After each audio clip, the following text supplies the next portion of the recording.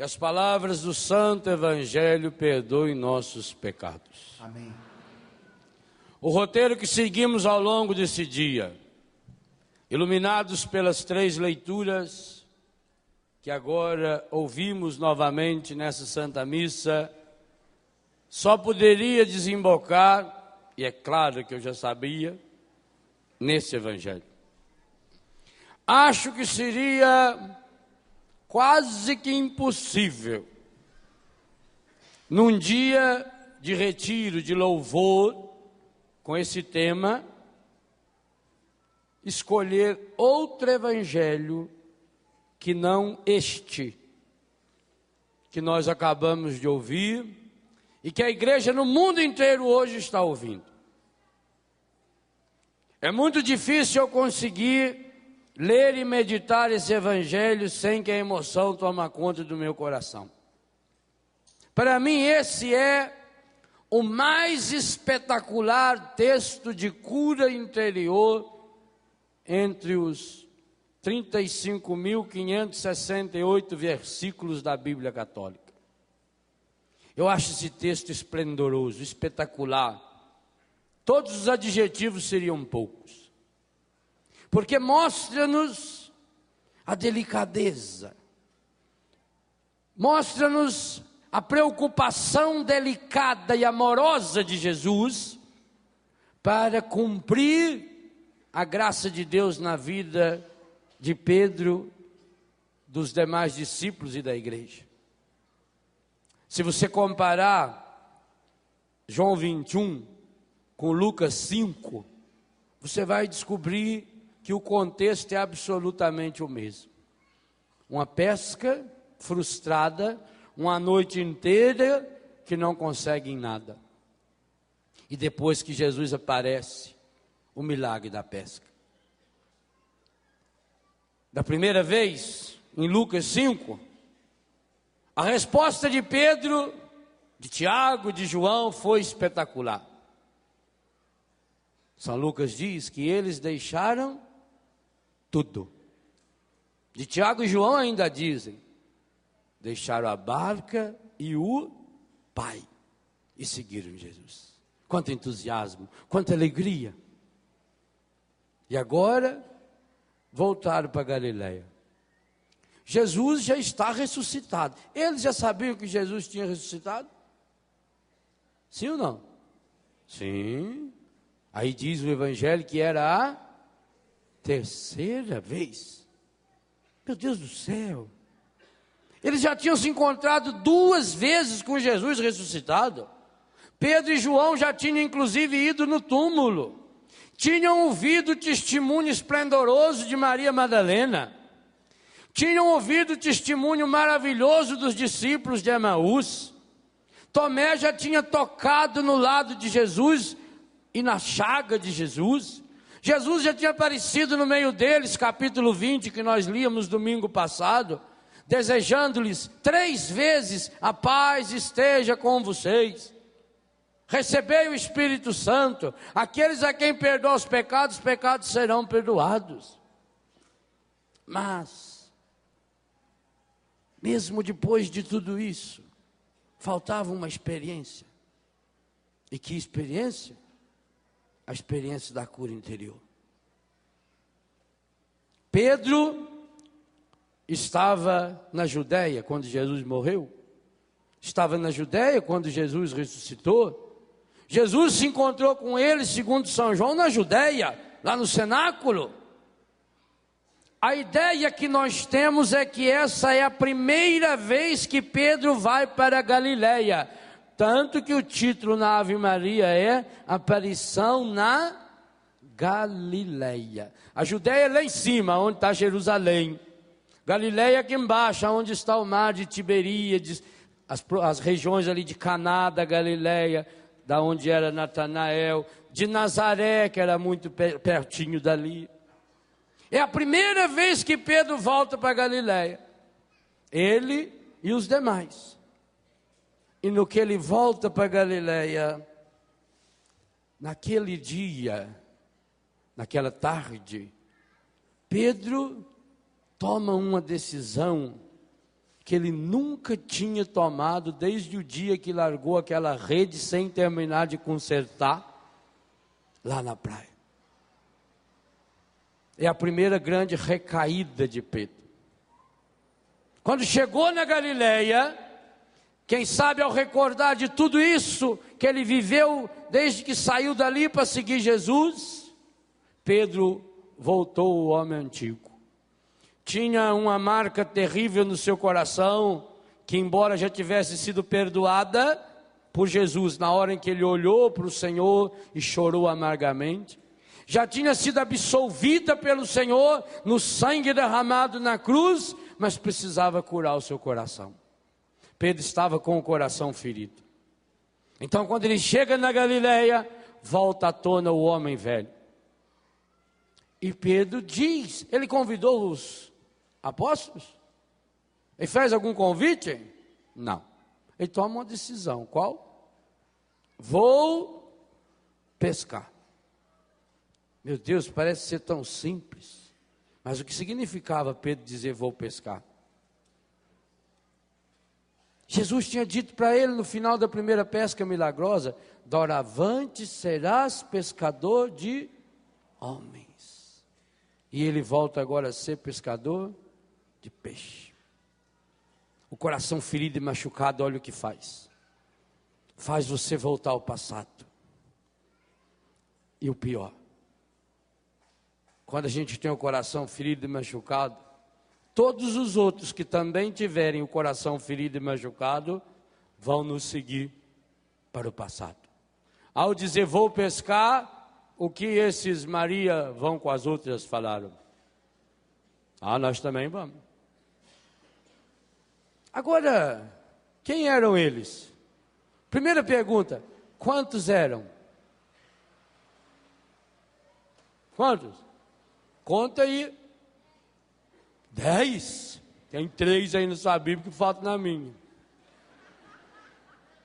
Pedro, Tiago e João, os 2 filhos de Zebedeu. Qual é o quarto?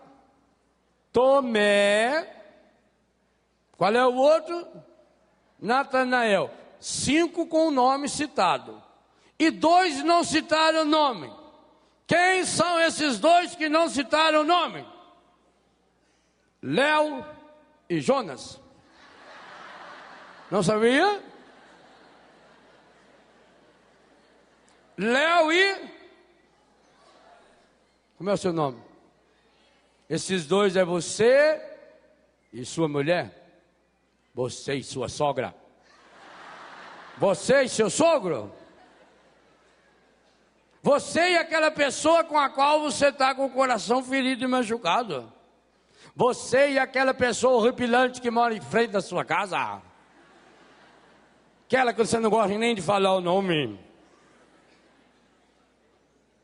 Para formar um grupo de 7. Por que 7? Quem que escreveu esse evangelho? João. João é o evangelista dos sinais. No evangelho de São João só tem 7 milagres.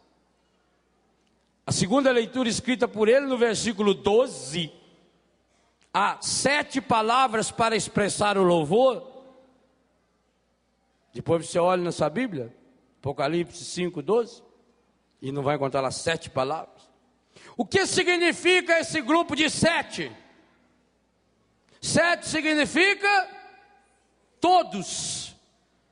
Significa que quando Pedro falou vou pescar, a igreja foi com ele. Mas dos nomes citados, por que será que citam esses? Quem eram esses outros nomes citados? Exatamente, somente aqueles que tiveram problemas de relacionamento com Jesus ao longo da vida. Tomé duvidou. Tiago e João queriam meter fogo na Samaria. Se o Senhor quiser, né, manda botar fogo lá. Tanto que Jesus deu um apelido para eles, que Deus o livre. Boanerges, filhos do trovão. Natanael, quem era Natanael? Natanael é aquele que falou, de Nazaré pode vir alguma coisa que presta. E os outros dois, eu e você. Só seguiu Pedro os apóstolos que tinham alguma ferida no coração. E por isso que Jesus vai aparecer para curá-los.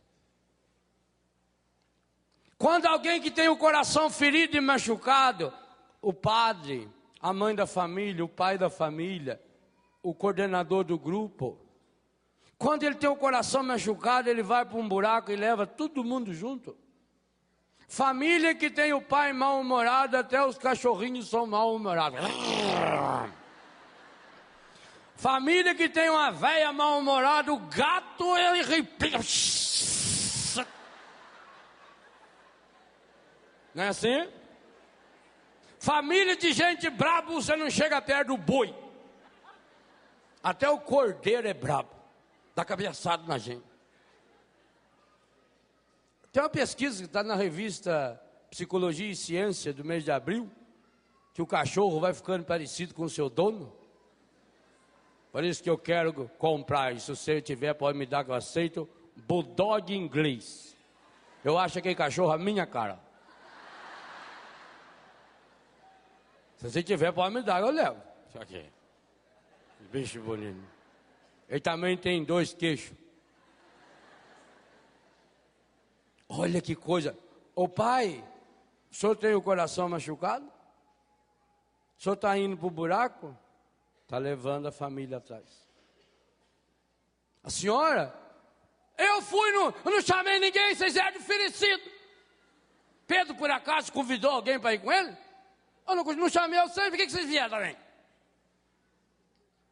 Quando o chefe, quando o coordenador, quando o padre, quando o superior, quando o pai e a mãe têm o coração ferido e machucado, ele leva a família inteira para baixo. Basta um, aonde tem um pessimista, logo junta outro, e outro, e outro, e vai indo. Que povo, é verdade, que coisa, né? É a vida, filho. Começo é assim, depois pior, Mas também você não é o primeiro, nem é o último, Vai fazer o quê, né? Deus quis, né? Pedro voltou atrás, que tristeza. A gente não pode voltar atrás. Jesus disse, quem põe a mão no arado e olha para trás, pergunta por que não é digno de mim. Nós não temos esse direito de voltar atrás, porque tem muita gente que foi com a gente e que também vai voltar. E que não vai achar o caminho da volta. Como é triste alguém derrotado na sua vocação. Meu Deus, quantos casamentos estão se acabando por isso? Porque o marido, a esposa foi deixando se tomar pelo pessimismo, pelo coração ferido e machucado. E um belo dia, vou pescar. Cada um foi para o seu lado, mas levou junto o filho, a filha, que é capaz de passar anos e não consegue esquecer. Acontece que eles foram pescar. Eram pescadores profissionais. O lago onde foram pescar, até hoje é um dos lagos mais piscosos do mundo. Piscosos significa que tem muito peixe. Não é que fica piscando pra gente, não. É piscoso. É até piscoso. O cara, esse lago é piscoso. Quando chove, ele pisca um pouco assim. Ali tem peixe até não aguentar mais. A gente andando de barco lá, a gente vê os peixes assim. E no entanto, eles não pescaram nada. Passaram a noite inteirinha. E por que não pescaram? É assim mesmo. Vê que o povo fala. Desgraça nunca vem sozinha, não. Desgraça vem sempre acompanhada. A Bíblia diz, um abismo chama outro abismo ao fragor das suas cascatas. Cava um buraco no fundo da sua casa e deixa aberto para ver. Logo está enchendo de sujeira. Eles não pescaram porque eles não estavam lá para pescar. Cada um estava olhando para dentro de si mesmo.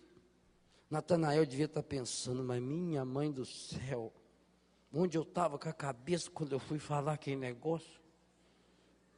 De Nazaré pode ver alguma coisa que presta. E ele viu ele embaixo da figueira. O Tomé pensando, por que eu faltei na missa domingo passado? O Tomé faltou na missa no domingo, não viu Jesus a primeira vez. Perdeu uma vez. Sorte dele que foi no domingo seguinte para a missa. Tem gente aí, ó, que Jesus já foi umas 15 vezes lá, não achou ele. Tomé falou, para que eu fui duvidar? Aí, e o Pedro está lá, eu neguei ele 3 vezes. Tiago e João diz, Tiago abandonou. Meu Deus, João, por que nós não saboreou melhor a presença dele? Eles não pescaram nada, gente, porque quando você tem o coração ferido e machucado, nada dá certo, tudo dá errado. Mesmo que você seja o melhor motorista do mundo, você bate o carro. Só vai fazer aquele bolo, né? Aquela raiva lá e bate, queima a batedeira, gruda a manteiga, mas não gruda o bolo, assa, não cresce, até o fermento parece que está mais azedo que o normal. Queima o feijão, a senhora escolhe o feijão e põe para cozinhar o ruim e joga fora o bom. Está quase terminando de tirar aquele bardão de leite assim, escorrega, a vaca dá um coice. Você já chuta lá para os quintos dos infernos na mesa, porcaria dessa vaca. Não é assim? Aquele arroz, aquilo está grudado. Já olha o gás e está azulando. Ah, meu Deus. Compromisso atrasado.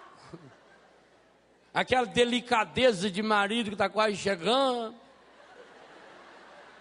Ainda vai trazer a senhora mãe dele para passar uns dias ali. Quando você tem o coração machucado, nada dá certo. Pescaram o quê? Nada. Noite inteira lá, só espantando pernilongo. Mas quando passou a noite, ao amanhecer, quem estava na praia? E eles viram Jesus? E por que não viram? Porque estava olhando para si mesmo. Estava cabisbaixo. As pálpebras pesadas. Estava emburrado. Gente, isso aqui é um absurdo que está escrito aqui. Pois eles foram capazes de ouvir Jesus. Claro, também Jesus foi inteligente. Chamou eles de moço. Aí, vê se não está aqui. Se Jesus falar, vem arada! Eles não escutavam. Aí Jesus falou, moço, já ouviram. Estava 100 metros, gente. É daqui lá, aí, voltar, chegar lá de novo. É longe. Na beira da praia, a água vai... não é assim? É muito mais fácil você ver um vulto lá a 100 metros do que escutar a voz, não é não? Como é que eles escutaram e não viram? Porque eles não estavam olhando. Jesus chegou, fez um elogio.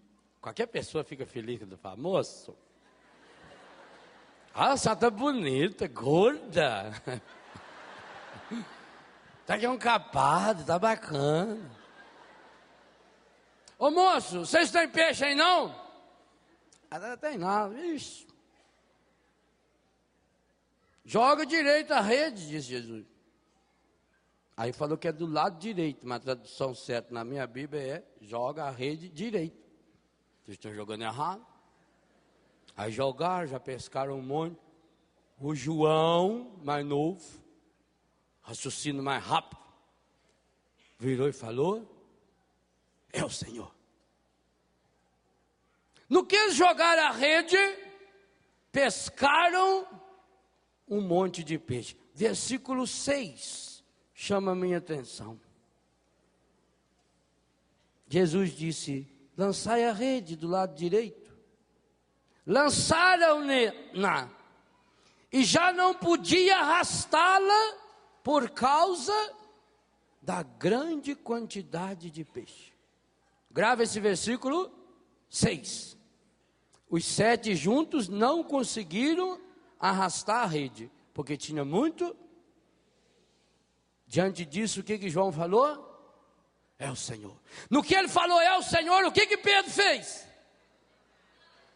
O Pedro vestiu a roupa.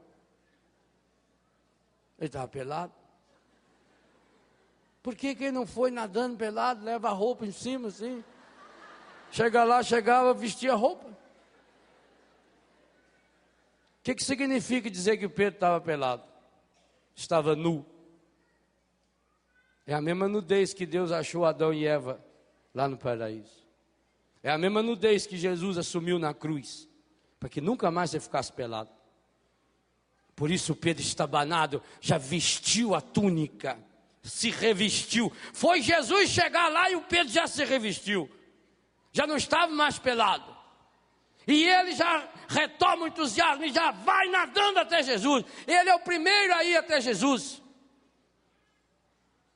E quando ele chega perto de Jesus, o versículo 8 diz uma coisa que eu não consigo entender. Os outros 6 vieram trazendo as barcas e a rede. Só que não tem alguma coisa errada escrita aí? Antes eles eram em quanto? 7. Conseguiram arrastar a rede? Versículo 6. Agora no versículo 8. Perdeu 1. Eles estão em menos. Ainda tem que trazer a barca. E aí consegue. Será que não tem alguma coisa errada? Como é que pode diminuir o grupo e ficar mais forte? Talvez alguma coisa esteja errada. Quando eles chegaram na praia, encontraram 5 coisas interessantes. Primeiro, Jesus. Segundo, Pedro, que já estava lá. Terceiro, uma fogueirinha que Jesus tinha feito, brasa preparada. Quarto, já tinha um peixe lá em cima. Quem trouxe esse peixe? Não sabemos, é o próprio Jesus. E quinto, tinha um pão, que era para partilhar depois de celebrar a Eucaristia. Quando eles chegaram, viram tudo aquilo, versículo 10, Jesus vira e fala: traga mais peixe. Aí o que acontece no versículo 11?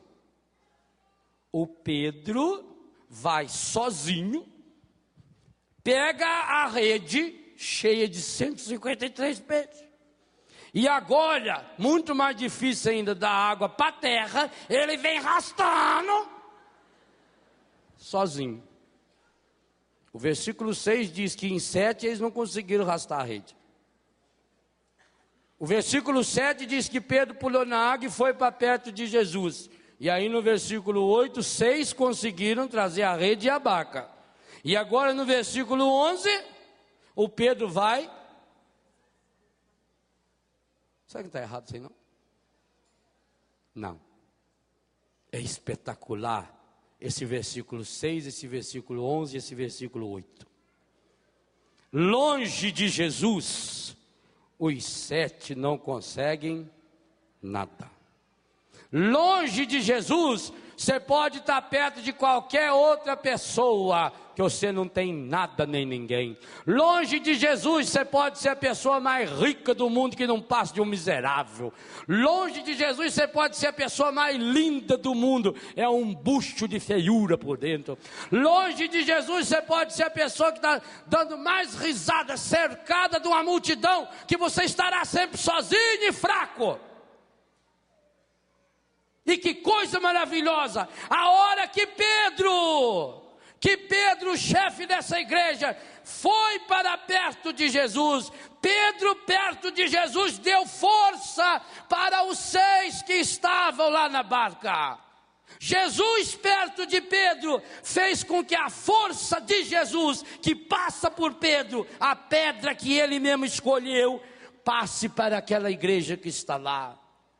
Então, meu irmão, minha irmã, nunca se afaste da igreja que tem Pedro perto de Jesus. Nunca.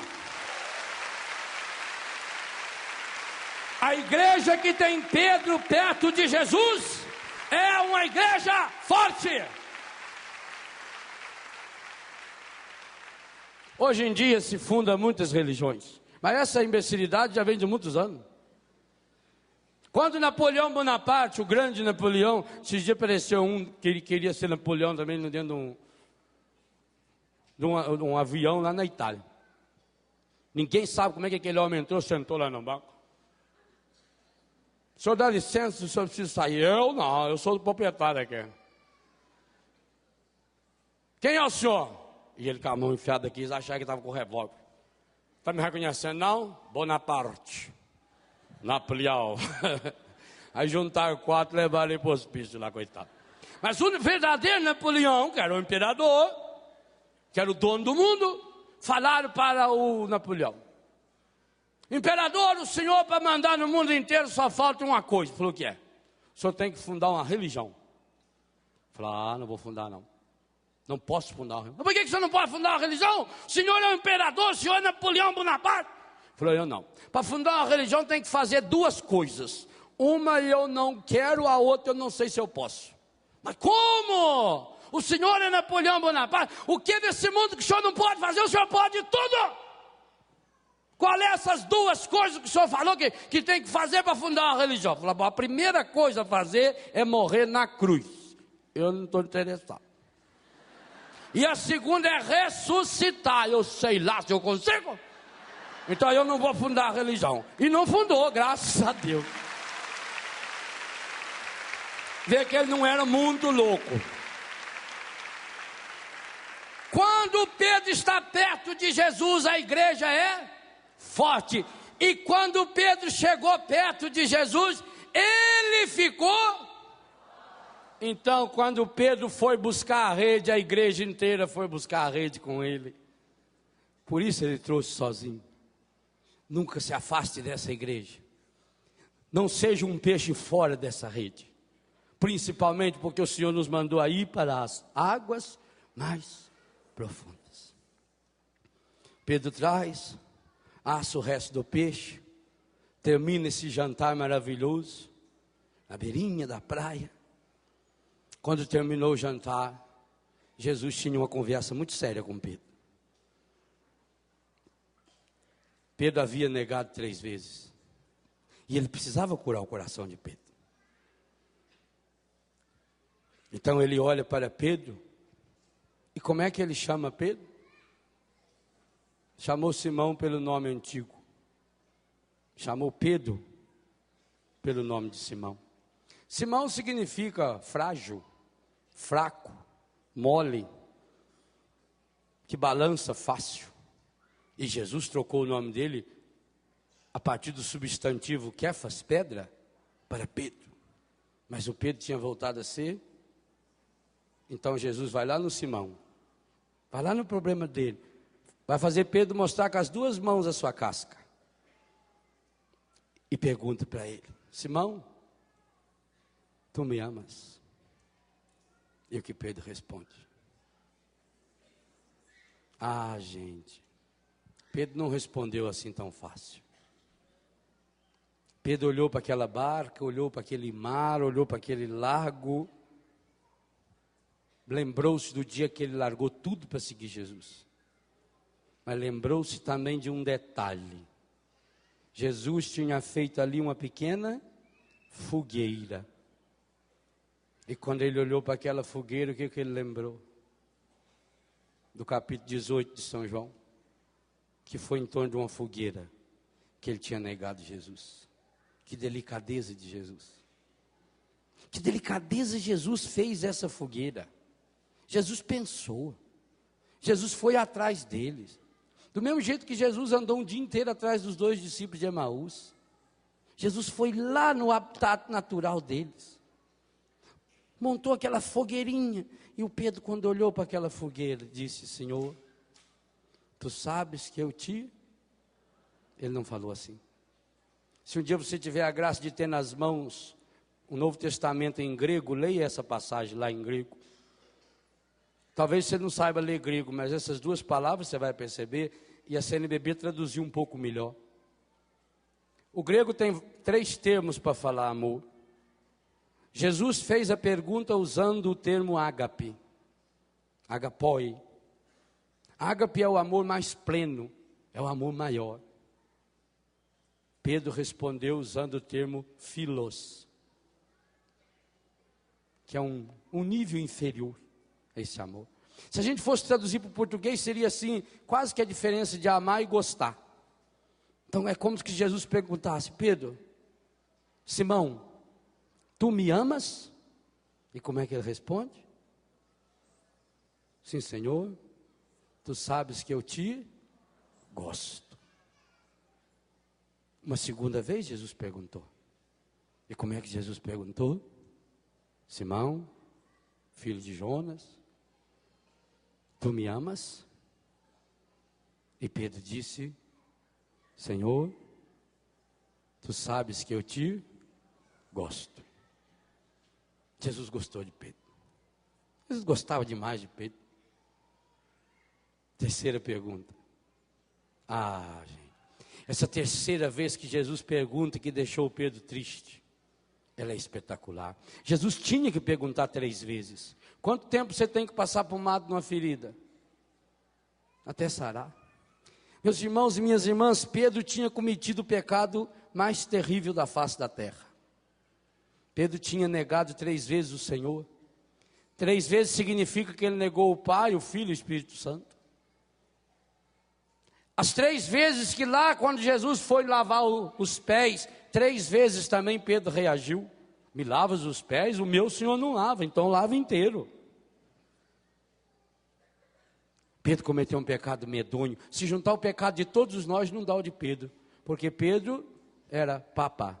E Jesus tinha dito: o que ligar na terra será ligado no céu, o que desligar na terra será desligado no céu. Quando Pedro negou o Senhor 3 vezes, portanto negou o Pai, negou o Filho e negou o Espírito Santo, Pedro mandou a Santíssima Trindade para o inferno.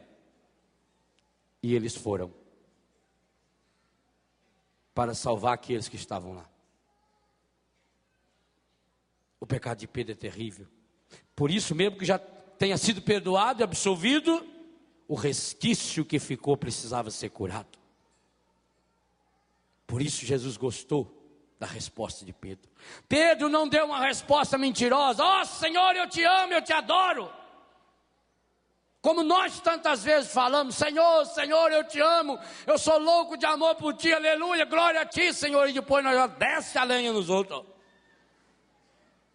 Louvo, Senhor, louvo, e depois vou viver minha vida cheia de pecado. Falo que sou cristão, mas com a cara de Deus me livre, cada dia mais emburrada, enfesada, atazanando a vida dos outros. Parece que nasceu para atazanar a vida dos outros. Ao invés de viver aquela palavra que Paulo nos fala em Romanos 12, verso 15: alegrai com os que se alegram e chorai com os que choram. A gente chora com os que se alegram e se alegra com os que choram. Tem católico que é assim, só se alegra com o choro do outro. Meu filho, Deus tarda, mas não falta. Aqui se faz, aqui se paga. Quem ri por último, ri melhor. E chora com a alegria do outro. Eu estou tão triste porque o colega meu foi promovido e eu não. A inveja faz a gente fazer o contrário. Alguns de nós fazemos exatamente o contrário com esse versículo 15 do capítulo 12 de Romanos. Mas Simão Pedro não, ele foi honesto. Ele não disse: eu te amo, eu te adoro, eu te venero. Ele disse: eu te gosto. Terceira vez. Essa terceira vez é espetacular. Porque nessa terceira vez há uma mudança na pergunta. E essa mudança é feita por parte de Jesus. A terceira vez, Jesus pergunta usando filos. Jesus olha para Pedro e diz: Simão, filho de Jonas, tu gostas mesmo de mim? E Pedro muda a resposta. E o que ele muda na resposta? Senhor, vírgula, sabes tudo. Esse tudo não apareceu nas outras vezes. Vírgula, sabes que eu te gosto. Então, pela terceira vez, Jesus disse: apacenta os meus cordeiros. Meus irmãos, essa é a experiência que eu e você precisamos fazer. A experiência da nossa verdade, por mais dolorida que seja. Nós precisamos ter essa coragem de pegar nossa mão, as duas mãos, feita a Eucaristia, e colocar aqui a nossa casca. Que adianta a gente ficar achando culpados para justificar que a gente errou, que foi isso, que foi aquilo, que se você estivesse no meu lugar você ia fazer a mesma coisa. Não adianta, não adianta. Pare de ser infeliz. Ou como diz o mineiro, já num grau mais elevado, não seja um desinfeliz. Pare de ser um infeliz, pare de atazanar a vida dos outros. Não interessa a idade que você tenha, perder a papa, e Jesus não tirou dele essa sua missão. Mas foi preciso, e Jesus foi capaz de ir lá na beira da praia, montar essa fogueira. Foi preciso montar essa fogueira para curar o coração ferido desse homem, para que esse homem pudesse tornar-se aquilo que ele era. E que coisa linda e maravilhosa, porque Jesus não fez uma entrevista dessa com cada um dos discípulos que estavam juntos.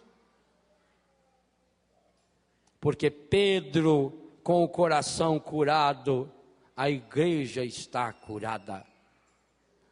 Nós sabemos que hoje nós somos essa igreja forte em Deus, porque temos o Pedro que temos, a têmpera, a forja que é João Paulo II, esse homem do coração curado, esse homem do coração restaurado, esse homem que já se encontrou inúmeras vezes com esse Senhor, e cada vez que se encontra com Ele, nos leva cada um de nós juntos até Ele. É para mim e para você hoje esse convite do Senhor. Esse é o grande segredo que o Senhor quer nos dar hoje para curar o nosso coração.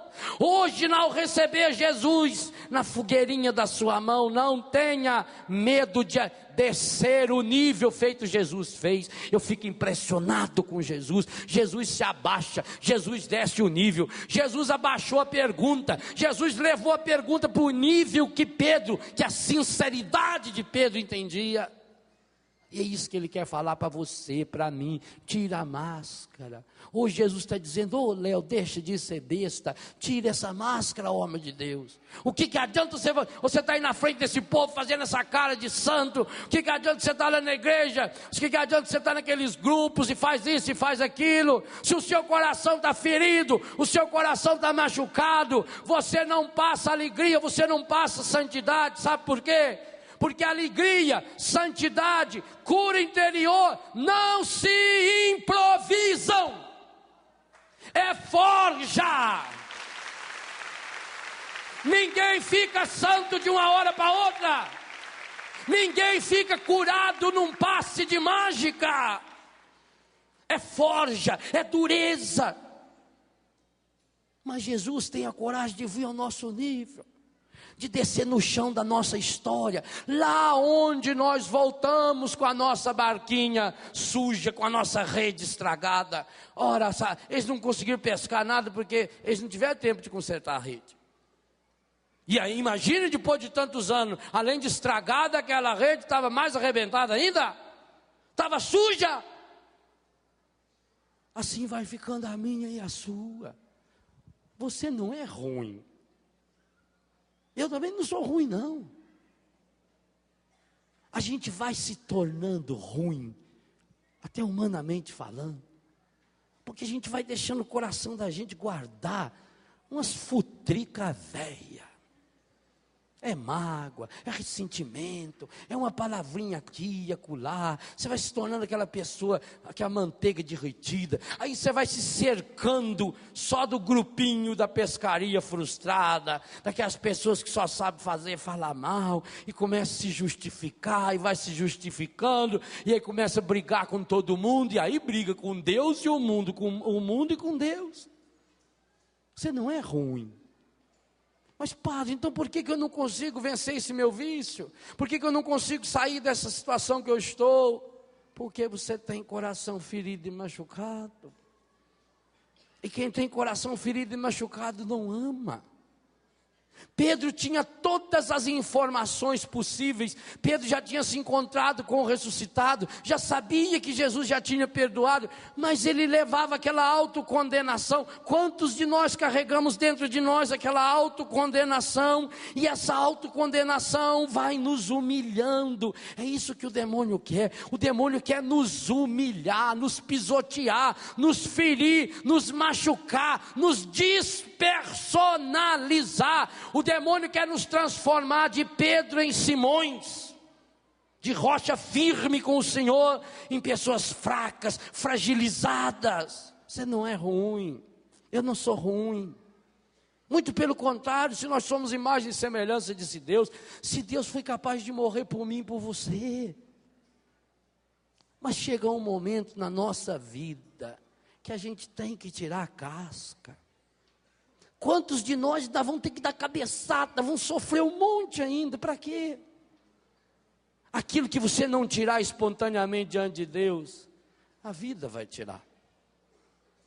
Só que muitas e muitas vezes, até que a vida tire, porque o encardido está por trás disso, o príncipe desse mundo é ele, vai fazer você sofrer muito, vai fazer a mim sofrer muito, vai nos fazer sofrer muito, vai nos despersonalizar, vai nos machucar, vai nos ferir. No que ele nos transforma, meus irmãos? Não olha para mais ninguém agora não, olha para você. Jesus fez aquela fogueira para refletir Pedro, e os demais se olharam nela também. Olha para você, olha no que você se transforma quando você deixa vir à tona o seu pior. Onde foi aquele entusiasmo, aquela alegria, aquele homem, aquela mulher, aquela generosidade? Olha como é que você está se tornando uma pessoa mesquinha, uma pessoa fria, uma pessoa emburrada, uma pessoa que as outras pessoas não querem chegar perto da gente, porque nós vamos nos tornando um peso para o outro.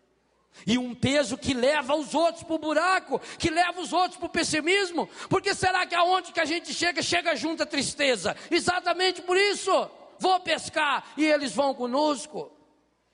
Porque será que ao nosso redor as coisas estão feias? Porque eu estou com essa feiura aqui dentro do meu coração, ferido e machucado.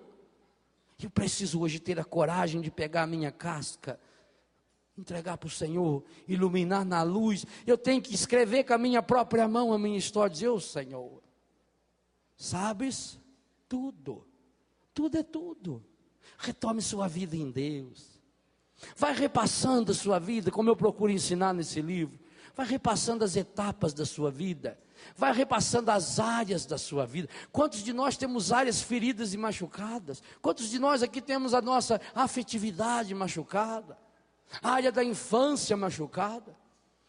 Quando a pessoa começa a sonhar demais com uma coisa, por exemplo, negativa. As lembranças que não consegue se desfazer. Os traumas, os complexos, os vícios. São áreas terríveis que vão ficando dentro da gente. E a gente vai se justificando. E achando até justificativa para que os outros tenham que aceitar que a gente está assim. Nós precisamos colocar esses complexos, essas feridas do nosso coração diante do Senhor, sem nenhum medo, porque Jesus não vem para condenar, Jesus vai abaixar o nosso nível. Jesus viveu abaixando o nível, ele desceu lá onde estava, ele foi lá na beira do mar, ele foi lá na beira da praia, ele foi lá como quem precisava. Jesus vem como quem precisa. Quantas vezes Jesus já chegou na sua vida como alguém que precisava de você e você fechou a cara para ele? Um menino no trânsito, você está lá no porta-luva ali cheio de moeda, não sabe nem o que faz com aquelas porcarias daquela moeda. Aí tem um menininho ali e fala: moço, me dá uma moeda. Fala: não tem. E vai tranquilo para a missa. Tem lá uma senhora doente lá, vendendo uma balinha lá, R$1. Ô moço, pelo amor de Deus, minha filha, não tem trocado. Então dá o que não é trocado.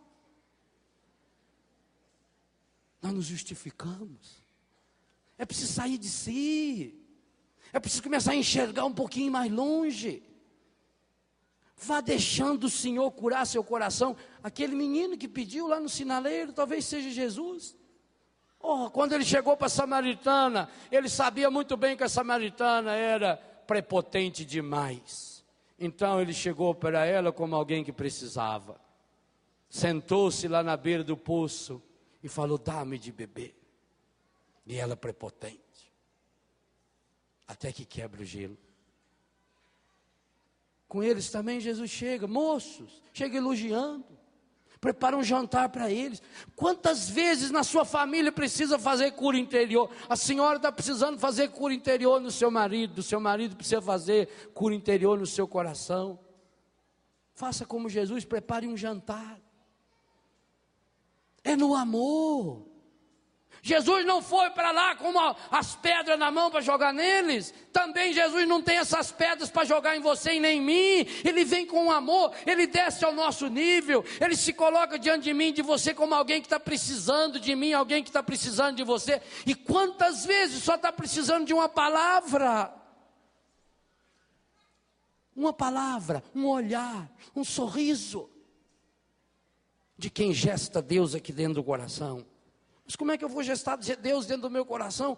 Se o meu coração está ferido, se o meu coração está machucado, e eu vou cada vez rolando mais pedra, e rolando mais pedra, e machucando, e me justificando, e achando culpados, e inventando desculpas, e cada vez vou me tornando mais tenso, e me escondendo, vou me fechando em mim mesmo, e saio dessa comunidade. Aqui começou a aparecer meu defeito, eu saio e vou para lá, e saio e vou para lá, e vou para lá, e vou trocando de amigo, e vou trocando de marido, e vou trocando de mulher, e vou trocando, e vou mudando de grupo, vou mudando de igreja, vou mudando de comunidade, eu vou mudando, até que alguém comece a falar as verdades da minha cara, eu mudo, porque eu quero proteger o meu coração, a minha prepotência. Arranque essa máscara, quebre a casca na misericórdia de Deus hoje. Não tenha medo hoje de falar para Jesus igualzinho Pedro: Senhor, sabes tudo.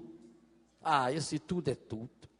Sabe, Senhor, sabes que eu gosto demais do Senhor, que eu larguei tudo por causa do Senhor, mas que eu neguei o Senhor, que eu não fui fiel. E quem de nós não faria a mesma oração? Desde a primeira vez que você largou tudo para seguir Jesus, eu como padre, você como seminarista, como religioso, como religiosa, consagrado, jovem, marido e mulher, foi aquele entusiasmo, aquela alegria.